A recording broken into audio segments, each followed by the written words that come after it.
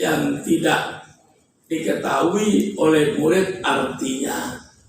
Al-kalimatus su'bah di dalam mutola'ah atau dalam dalam apa saja.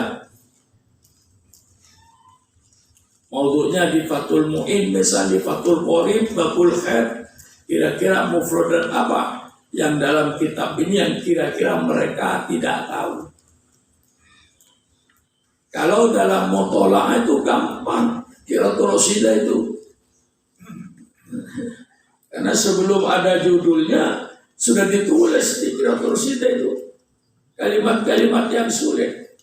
Tapi anehnya kadang-kadang gurunya di sini nih dianggap anaknya lebih pintar daripada anak di Mesir. Contohnya di dalam judul itu ada misalnya 6 kalimat yang orang Mesir menyangka muridnya kagak tahu itu. Jadi dalam Qiraatul Rasidah itu beberapa al-matoru misalnya. Di atasnya ada mufradat 3, 4, 5 itu guru Mesir yang menganggap anaknya yang orang Mesir tidak paham 6 mufradat ini. Tapi anehnya Indonesia yang mau mengajar mufradat yang ada sebelumnya di atas 6, kamu cuma ngambil 3. Jadi berarti murid Indonesia lebih pintar daripada murid di Mesir.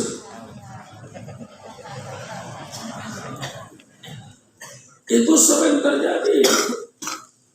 Jadi kalau Qiraatul Rasidah itu kalimat as-subbah sudah jelas yang ditulis sebelum maudhu'nya dijelaskan. Nah, itu kata-kata kalau dianggap kata-kata baru diulang-ulang. Marratan thaniyah, bisa marratan thalithah, sampai anak betul-betul kalimat itu ada di otaknya. Itu yang perlu takrir, yang perlu diulang-ulang supaya kata-kata yang baru itu dimiliki oleh anak yang sedang belajar itu. Maka sering saya lihat di idatnya itu di Mutola'ah Qiraatul Rasidah mufradat ada 8, sedang guru yang akan amaliyah cuma ngambil 4. Berarti murid yang ada di Indonesia itu sudah lebih pintar pada murid yang ada di Kairo. Sedang orang yang ada di Mesir pun gurunya menyangka bahwa 8 kata ini kurang dikuasai oleh muridnya. Itu di Mesir. Jadi kalau di Qiraatul itu ada 8 mufradat, mestinya di Indonesia 16 mufradat. Itu ukurannya. Nah, kata-kata itu yang perlu diulang-ulang berkali-kali. Yang pasti lebih dari 3 kali. Kata-kata yang baru, mufradat yang baru, itu minimal 3 kali. Itu minim. 1 kali, 2 kali kurang. Minim 3 kali. Misalnya kata-kata al-matoru nazilun minas samai. Kata-kata nazilun itu kalau anak tidak paham, nazilun, nazilun, nazilun, nazilun sampai lebih dari 3 kali. Sehingga kata-kata nazilun yang asalnya dia tidak tahu lalu menjadi tahu, lalu melekat di otaknya karena diulang-ulang. Ini ketika nanti dalam aratnya setelah memperkenalkan mufradat yang baru nanti mensarahnya. Nah, dalam mensarah itu harus timbul musyarakah. Musyarakah itu bersama-sama dengan murid, bukan satu arah.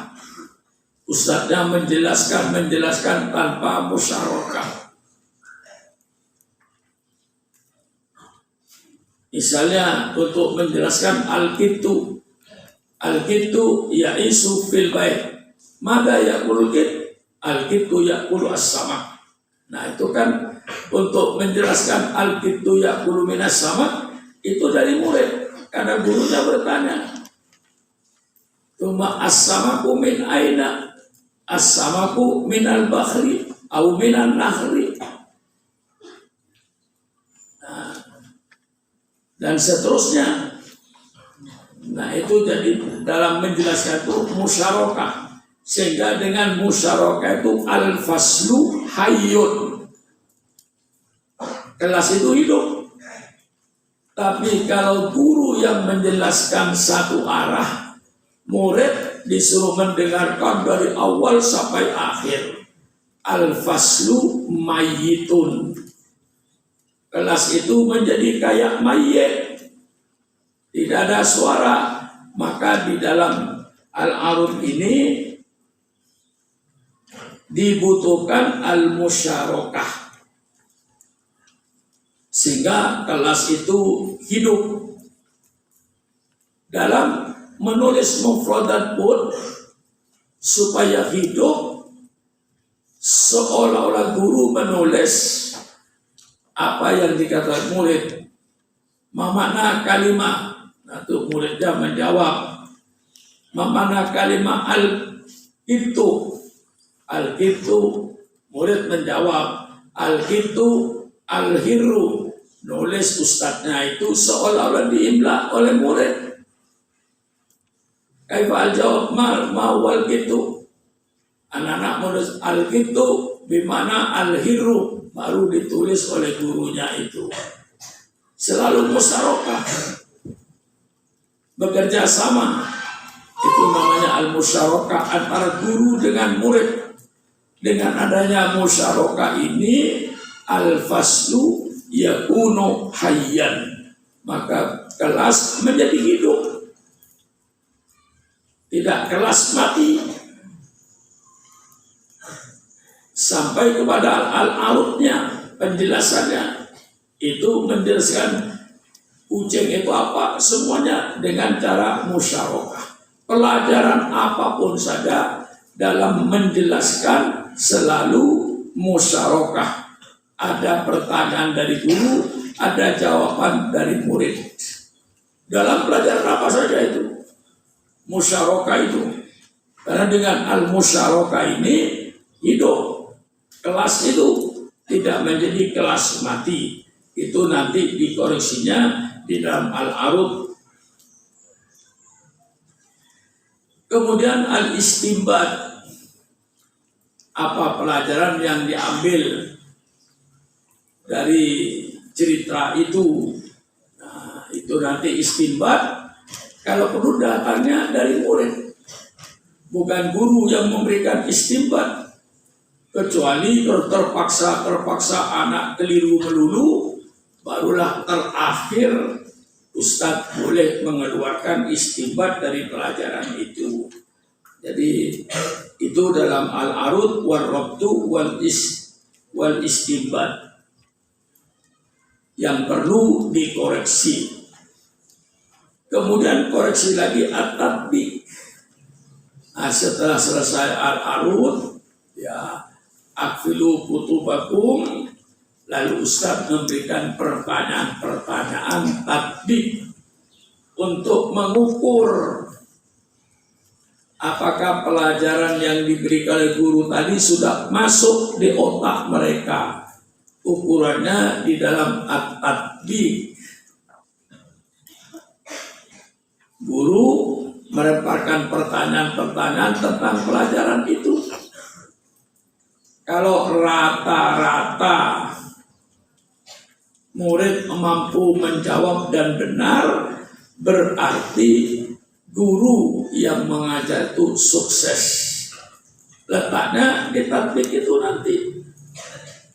Kalau di ketika tatbiq, guru melemparkan pertanyaan, 5 pertanyaan atau 6 pertanyaan, yang bisa dijawab langsung oleh murid hanya 1-2 pertanyaan, lainnya tidak. Berarti ilmu yang diberikan oleh guru tadi kepada murid tidak termakan oleh murid. Kalau termakan, pertanyaannya terjawab semua. Kalau pertanyaan 6, 1 tidak terjawab, ya mungkin masih dibilangin sukses. Tapi kalau pertanyaan-pertanyaan yang dilempar kepada murid ketika tatbik, ternyata murid tidak bisa menjawab, berarti ilmu yang diberikan oleh guru pada otaknya murid gagal, tidak sukses. Jadi untuk menilainya tatbik, menilainya mengevaluasi bahwa guru mengajar itu sukses atau tidaknya, ya ditatbik. Ketika tatbik itu bagaimana anak menjawabnya. Nah, itu setiap koreksi. Setelah tatbik selesai, mengevaluasi apa guru ini sukses apa tidak, itu di tatbiknya untuk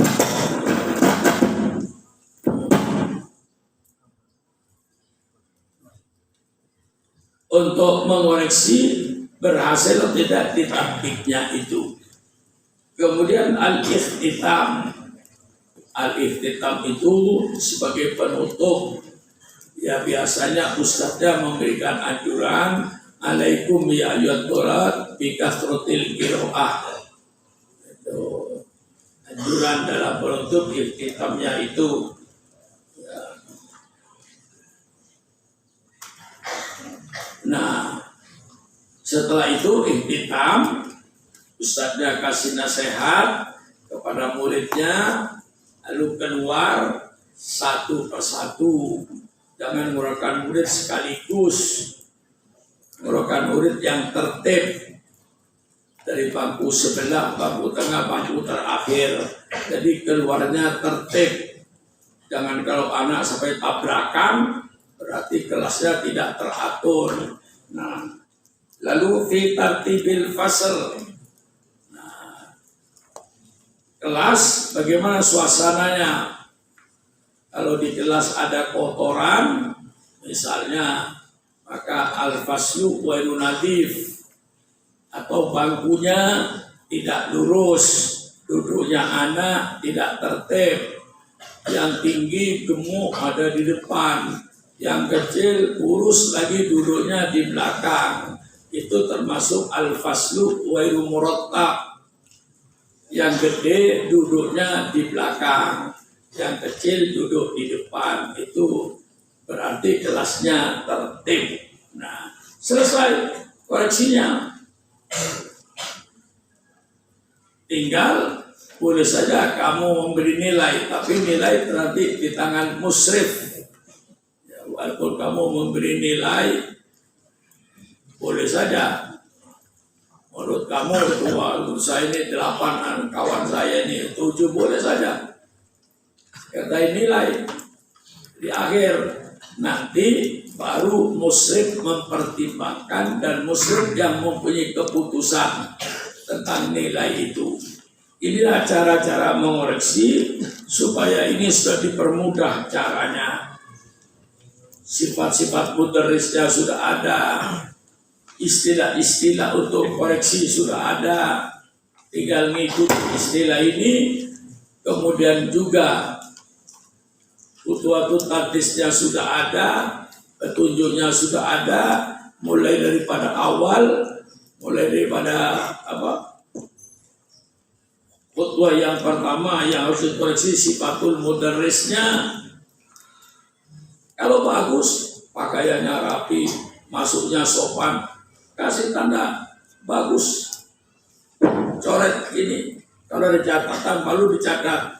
Misalnya kancing bajunya nggak beres, ya, nggak tepat, sehingga miring-miring bajunya, koreksi. Nah, insya Allah itu tidak ada, karena saya kira semua mudarris sebelum mengajar sudah ngaca dulu, ya kan? Ngaca dulu, pakaian saya bersih apa tidak, sopan apa tidak, semuanya itu kita uji.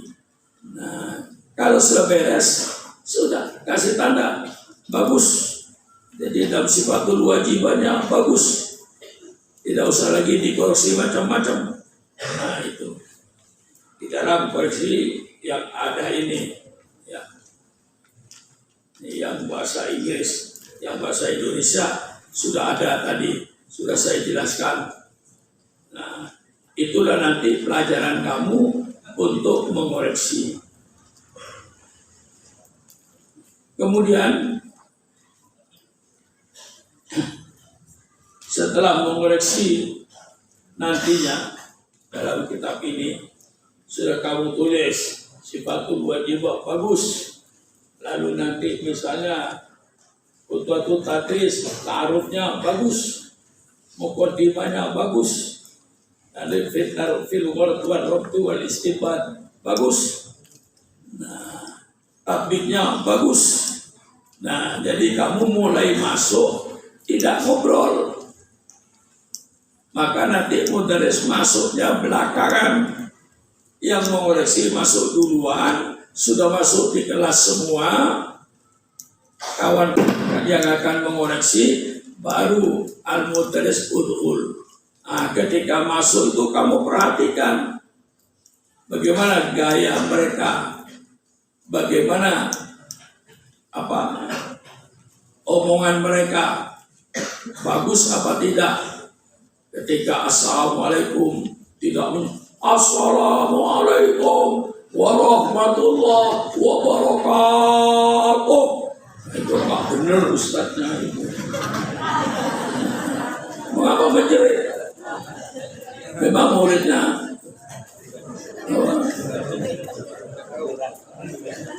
nggak mendengar. Cukup assalamualaikum warahmatullahi wabarakatuh.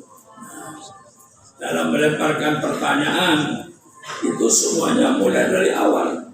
Mulai guru masuk, kamu sudah siap dengan pulpennya. Wah, ini tidak sesuai dengan sifatul wajibah yang ada di Qaidah. Itu ada sifatul wajibah lil mudarris, sifat umum bagi guru. Nanti ada sifat khusus dalam pelajaran mutola'ah, sifat khusus dalam pelajaran fikih, sifat khusus bagi mudarris dalam sifat pelajaran hadis. Nah, sesuai nggak? Ketika ngajar hadis, pelajaran apa besok? Hadis. Malamnya baik gurunya maupun yang akan mengerti baca sifatul mudarris lidarsil mutola'ah, sifatul mudarris lidarsil fikih, sifatul mudarris lidarsil mutola'ah, dan seterusnya. Nah, itu yang kewajibanmu mulai malam ini, membaca sifat-sifat bagi guru. Itu yang harus kau pelajari sehingga koreksinya tidak ngawur, berdasarkan kaidah-kaidah yang ada di dalam at-tarbiyatu wa ta'lim. Saya kira cukup ini bagi guru-guru tentang kewajiban guru pada hari pertama. Itu tinggal bisa dibaca sendiri dengan mudarisnya, sudah dikasihkan kan? Ya, tinggal dipelajari oleh anak-anakku, tidak perlu saya baca satu persatu tentang kewajiban pada hari pertama mengajar, karena kamu bukan orang buta huruf. Nah, kalau kamu buta huruf, saya baca ini satu persatu. Buta huruf enggak kan? Bisa dibaca sendiri. Jadi mulai sekarang keluar dari majelis ini, kamu pegang buku tarbiyah, pegang buku tentang petunjuk bagi yang mengajar pada hari pertama. Baca semua, nanti pada hari Rabu ya?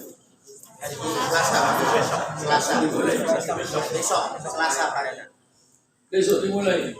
Nah, besok hari Selasa dimulai dengan amalia perdananya. Mungkin kalau saya sehat, ya saya kawal sendiri. Kalau tidak, saya mudah-mudahan sehat. Saya kawal sendiri untuk perdananya. Untuk selanjutnya tentu ada dikawal oleh musyrif. Inilah barangkali yang saya sampaikan petunjuk-petunjuk amalia ini. Sebelum saya tutup, barangkali ada anak-anak yang mau bertanya.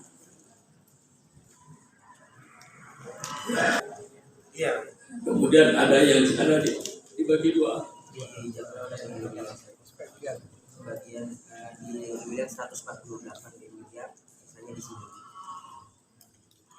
Maka tidak ambil 3 sekalian. Iya, supaya lebih cepat kalau bisa. Anaknya banyak ini. Kalau dibagi 3, mestinya dengan diparung bagi 3 mungkin lebih cepat. Karena pelajarannya sama. Bisa di sana juga mutola'ah, di sini mutola'ah, di sana nahwu, di sini nahwu. Untuk mempercepat saja. Ya kalau sudah diperhitungkan waktunya, ya persilakan. Tapi anak yang sekian ratus ini dibagi 2, ya mengajarkan waktu lama. Sehingga nanti untuk pelajaran-pelajaran lain, karena setengah amalia nanti belajar kembali. Seperti biasa dengan saya. Nah, untuk ya terserahlah kepada yang ngatur. Tapi kalau untuk mempercepat, walaupun dari parung itu nanti bisa diatur, dipercepat parung dengan Luiliang atau parung dengan Jakarta. Tidak usah 3 tempat kalau yang parung. Tapi kalau yang parung tidak banyak, cukup di parung, ya cukuplah. Tidak usah. Ini hanya untuk mempercepat saja. Karena hakikatnya sama. Walaupun nanti amalia di parung juga pelajarannya sama, hanya perhitungan saya untuk mempersingkat waktu supaya waktu amalia tidak terlalu lama, karena nasib masih akan belajar lagi setelah amalia. Nah, coba itu diperhitungkan ya, karena 3 ini kan satu sekolah, pelajarannya juga sama kok. Walaupun di sana dikatakan SMP, SMA, pelajaran agamanya sama dengan di sini. Nahwunya sama, hadisnya sama, fikihnya sama. Baca Fathul Qorib misalnya, mutola'ahnya terus tidak sama. Jadi kalau untuk mempercepat bisa dibagi 3. Tapi kalau dengan ini sekarang sudah cukup, ya persilahkan. Saya cuma memberikan petunjuk untuk membersihkan 1 daripada dibagi 2, lebih cepat dibagi 3. Itu menurut saya. Maka dan pada saya ringan. Nah kalau begini nanti saya masih bikin petunjuk lagi untuk amalia yang ada di parung. Nah kalau sekarang kumpul dengan guru-guru parung yang akan amalia, tinggal dibagi 3. Di sini tidak usah mengutus musyrif, cukup musyrif yang ada di sana. Misalnya ya sudah kadung diatur seperti ini, ya sudah tahun depan aja. Tahun depan kalau kira-kira kelas 6-nya tahun depan sama dengan ini? Sama.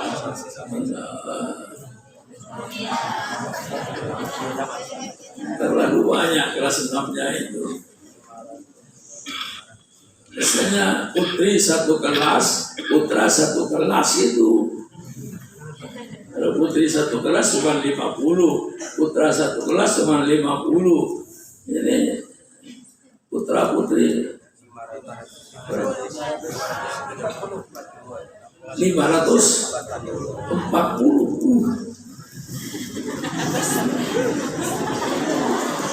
Pikirkan amalianya bagaimana?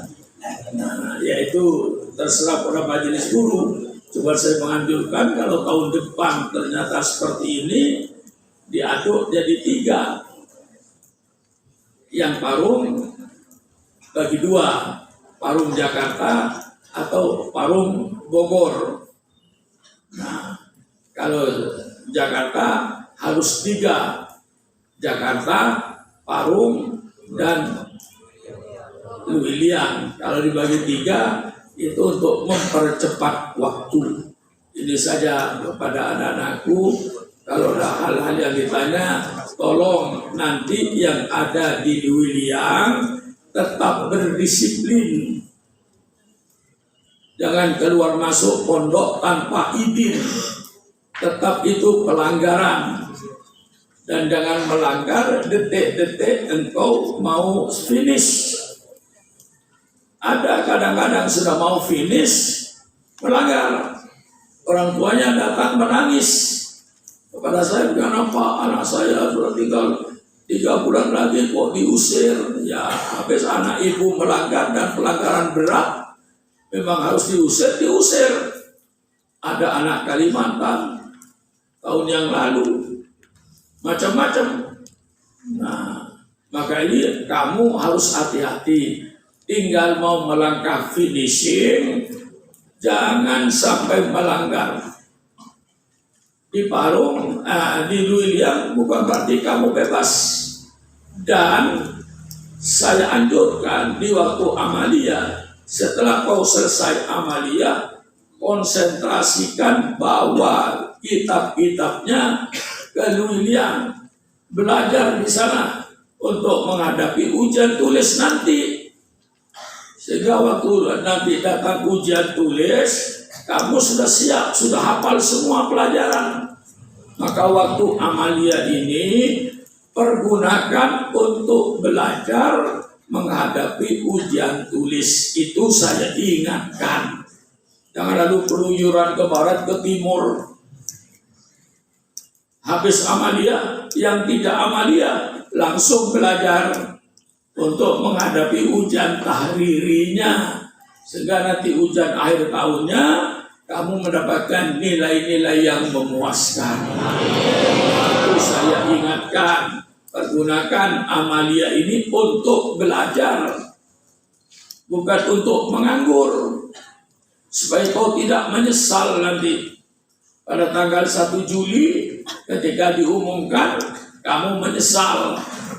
Ibumu menangis, kamu menangis karena tidak naik, tidak lulus.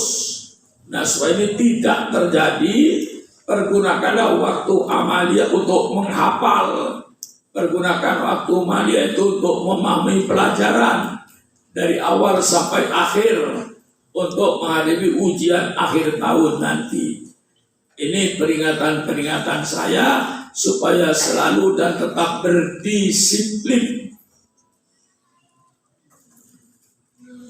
Ada hal-hal yang perlu ditanyakan sama saya?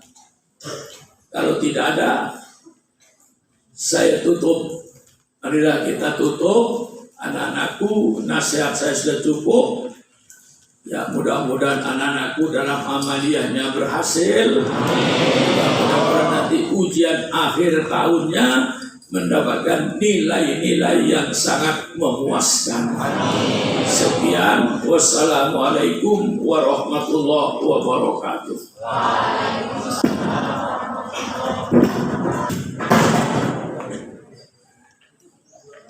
Anak-anak putri itu nanti kebun di belakang sudah indah.